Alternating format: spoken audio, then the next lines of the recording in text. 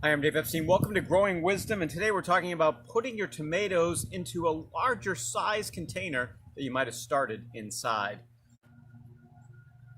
So notice that our tomatoes here are in these little cells.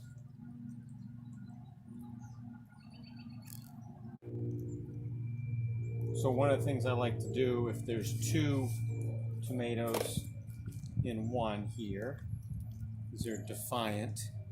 So I just gently separate them carefully, and then we can plant these two and label them. Make sure you always label. It's a very important step to do.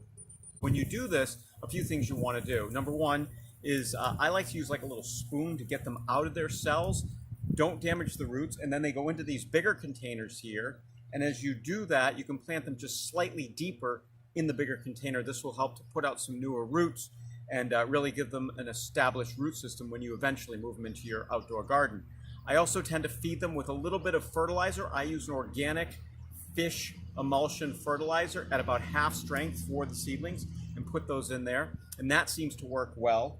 Also, only one plant per pot, so we've got these little 4-inch pots here. You only want one plant per pot. Really let them grow out. I've got a couple of the cells which have more than one.